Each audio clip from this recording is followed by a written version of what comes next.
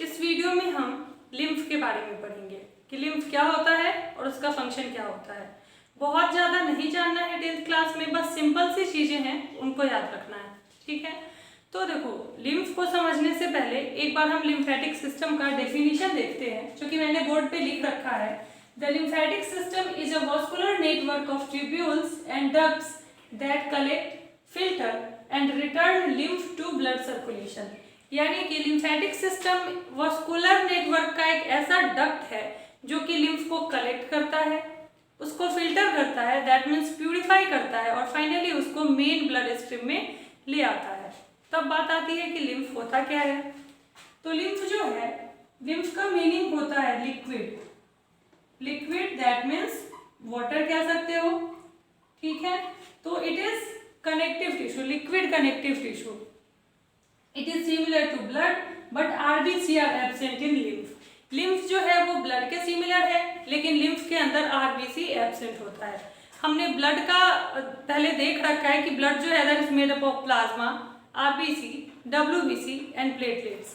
तो जो ब्लड है उसमें आरबीसी प्रेजेंट होता है, लेकिन लिम्फ के अंदर आरबीसी प्रेजेंट नहीं होता, और यही रीजन है कि लिम्फ जो है इट इज कलरलेस लिक्विड, ठीक है। आरबीसी जो है उसकी वजह से ही ब्लड जो है रेड कलर का होता है, बिकॉज आरबीसी के अंदर हीमोग्लोबिन पिगमेंट होता है, लेकिन क्योंकि लिम्फ के अंदर आरबीसी प्रेजेंट नहीं होता है, that's why it is colourless fluid, ठीक है।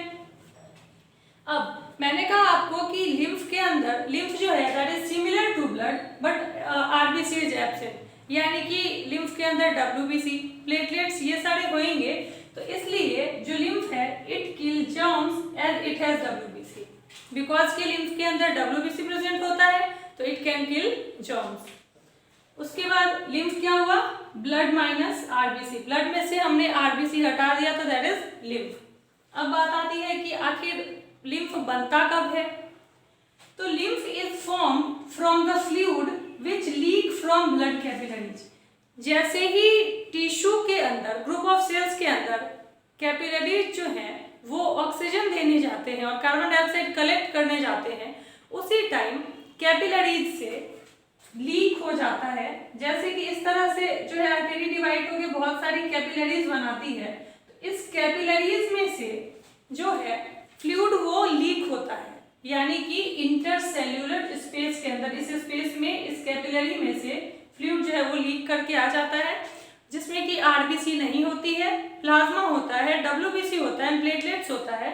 तो वही चीज यहाँ पे मैंने लिखा है कि lymph is formed from the fluid which leak from the blood capillaries. Blood capillaries में से जो फ्लूइड है वो लीक होता है और कहाँ आ जाता है, इंटरसेल्यूलर स्पेसेस में। ये जो सेल्स के बीच का गैप होता है, ये बहुत सारे सेल्स हैं और इनके बीच में जो स्पेस है, दिस इज इंटरसेल्यूलर स्पेस, और उस स्पेस में आ जाता है fluid and that is lymph. This fluid is connected through lymph vessels and finally return to blood capillaries.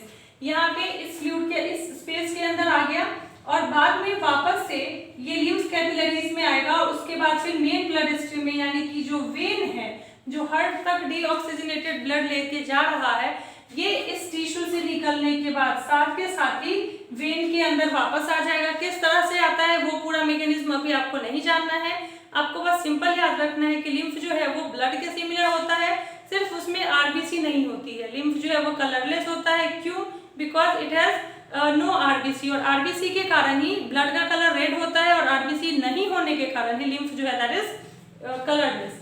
Lymph can kill germs because it has WBC. Lymph बनता कैसे है, तो जो ब्लड कैपिलरीज हैं, जो आर्टेरीज के डिवाइड होने से जो थिन पाइप्स ब्लड वेसल्स बने थे कैपिलरीज, उनसे लीक होता है लिक्विड फ्लूइड, जिसके अंदर प्लाज्मा होता है, डब्ल्यूबीसी होता है, बस आरबीसी नहीं होता है। और वही मेन ब्लड स्ट्रीम में वापस से जब वेन जो है हार्ट तक डीऑक्सीजनेटेड ब्लड लेके जाता रहता है, उस टाइम में वापस से ये लिम्फ वेसल्स में और फिर फाइनली वेन्स के अंदर ये लिम्फ जो है आ जाते हैं, ठीक है। तो ये 10th क्लास के लिए इतना लिम्फ के बारे में काफ़ी है। नेक्स्ट वीडियो में हम लोग प्लांट्स के अंदर ट्रांसपोर्टेशन कैसे होता है उसको पढ़ेंगे।